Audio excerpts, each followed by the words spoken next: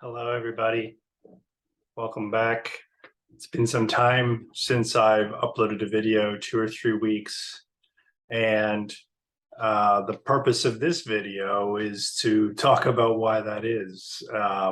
So about 2.5 weeks ago, I contracted COVID-19, and I want to talk a bit about what that was like.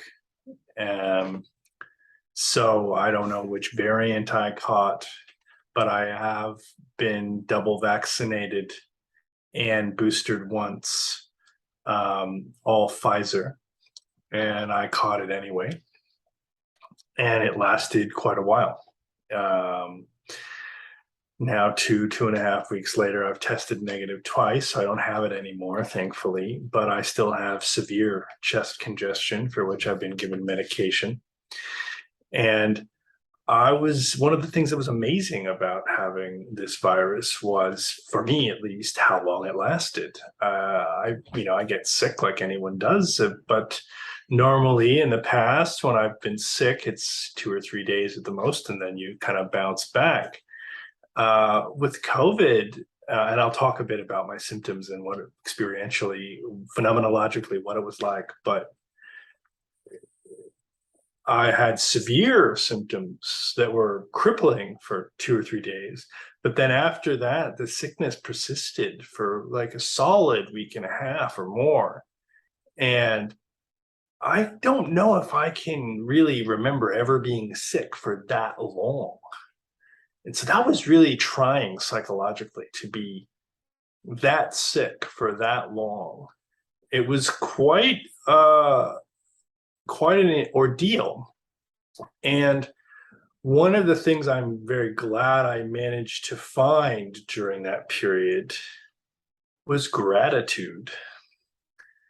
Gratitude to the medical professionals who have sacrificed themselves over the past couple of years to bring us these vaccines. Because the fact of the matter is millions have died from this virus. Millions. And for me, it was one of the worst sicknesses I've ever had in my life. But at no time during that did I think I was going to die. I was sick enough that I contemplated my death, and I'll talk a little bit about that. But I just can't help but feel this overwhelming gratitude and respect to those researchers and doctors who have managed to help all of us by providing these vaccines in order to lose the race with COVID-19. We are destined to lose the race because the rate of evolution at which the virus mutates is far beyond anything that we could keep up with. And that's why the vaccines are so necessary, and why vaccine hesitancy is so irrational. Because for the human species to evolve, for any species to evolve, for traits to be selected and passed on, they have to be passed on from parent to offspring. And as we all know, human beings reproduce very slowly. And so the march of generations is quite glacial compared to the rate at which a virus reproduces itself, because every time it passes from one host to the next, it replicates. And when it replicates, new versions are able to arise because the genetic material is copied, and that generational gap, the time slice of that generational gap is so small that the virus evolves so quickly, which is, thankfully for all of our sake, it seems to have evolved along an axis of getting much quicker, of being very infectious so that you're likely to get it. But there seems to be some kind of trade-off between the speed at which it moves, the level of infectiousness that it has, and how deadly it is. It's killing less of us. But big part of the reason it's killing less of us is because those vaccines are there to help our immune system learn the virus. And I'm so grateful. Thank you. Thank you, science. Thank you, doctors, for martyring yourselves in order to provide us with this tool that we can use to help us lose the race with less death. If you haven't gotten this virus yet, you're going to. It's too infectious. And the speed at which we produce vaccines is not even close to the speed at which this virus replicates. And so the best you can hope for is not to die from it when you do get it. And I'm very grateful that I didn't die from it when I got it. So now I want to talk a bit about the phenomenology of having this virus, the experiential qualities. One thing that happened to me, as it happened to many people, is there was a serious amount of fatigue, just exhaustion. And yet at the same time, and for me, I can sort of confess that this is something I have dealt with previous to contracting COVID, sleep deprivation.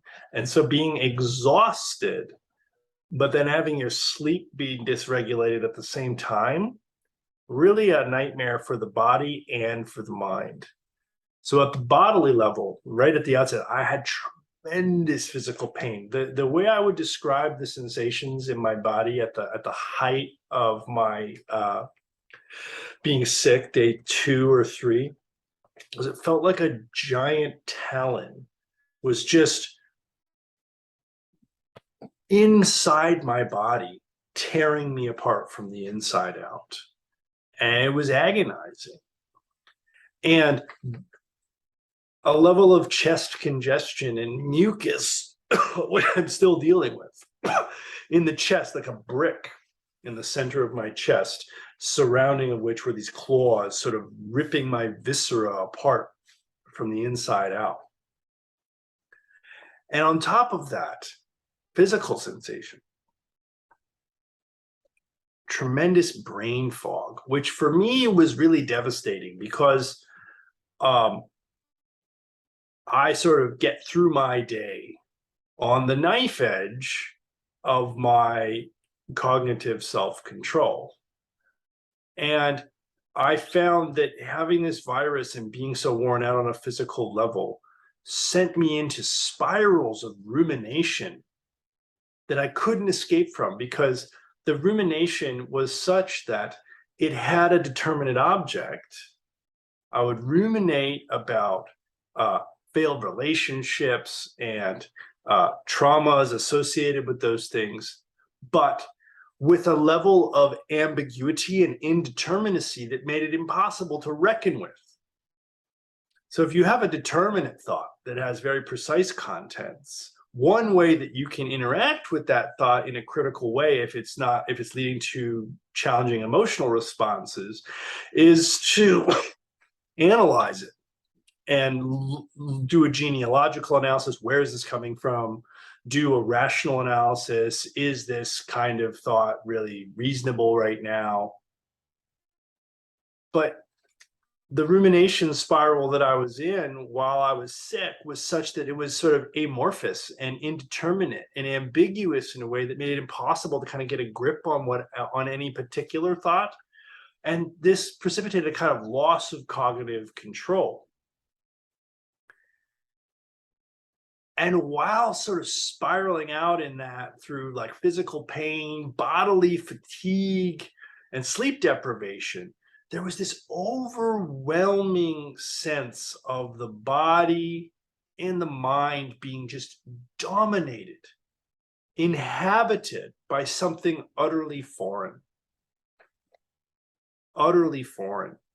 And this is why when people talk about this like it's just the flu or something, I just have to laugh, because maybe for them it was, but for me, it really did feel like my body and my brain had been colonized by a foreign entity that was trying to harm me. And that's a little anthropomorphic.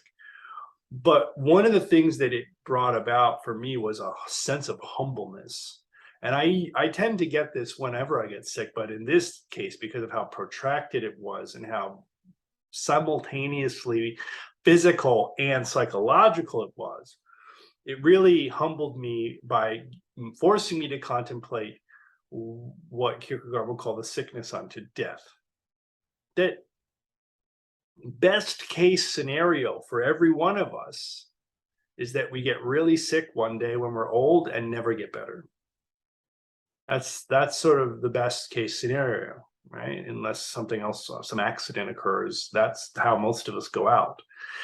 And I was sick enough that I had to really sort of involute and just like concentrate on staying restful and quiet and just letting my body try to heal and trying to let my mind relax, even though it was spiraling.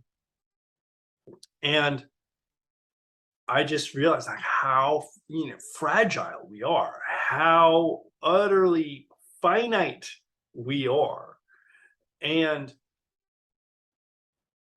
the fact of the matter is that one day each and every one of us is going to get sick, and we're not going to get better. We're going to just keep getting sick until we don't wake up. We go to sleep and we don't wake up, barring some accident. And being sick for that long really forced me to contemplate, well, what if you just get something that makes you sick for months, let alone weeks? How are you going to handle that? Are you going to handle that? And the answer I'm forced to come to when I look at how I was during this last 2 weeks or so is not handling it very well. Like as a philosopher, I know that part of the discipline of philosophy, according to Socrates and Plato, is to train us to be ready for death. And I contemplate death quite often, but in this particular case, I was forced to recognize I am not ready to die. And that's okay. I'm 38 years old. I think I have a little bit more time to prepare, but it humbled me. It humbled me in a deep way. And I think that that's a benefit. Being more humble is good, and I'm going to try and carry that with me as I go forward. But we really are fragile and finite, and there are things that can happen to us in this world that do cause us to lose control of our bodies and to lose control of our minds. And that control is, a really important part of how we identify our agency, our freedom, and to have that taken away is powerful and profound and brutal. And I hope that this is the last time I have to reckon with this virus. I don't know if that's going to be the case, but I'm glad to be alive. So many people who got this virus are no longer alive, and I think we forget that sometimes in our anxiousness to get back to normal. And one thing I learned from having this virus is it's not normal. It's not a normal kind of sickness. It is a extremely intense virus that, without the help of our medical professionals could very well have ended my life. And so I end as I began, with an expression of gratitude to all those who have done the work for all of our sakes to save us, to save our lives. We owe you all an enormous debt of gratitude. So I'm going to try and get back to posting one video essay a week now moving forward, and I have some good ones planned, I hope. But as ever, if anybody has any suggestions, feel free to leave a comment or to email me at askprofessorsmith@gmail.com. And I look forward to talking to you all more and to hearing back from you. And I hope everyone is okay. Stay safe and take care.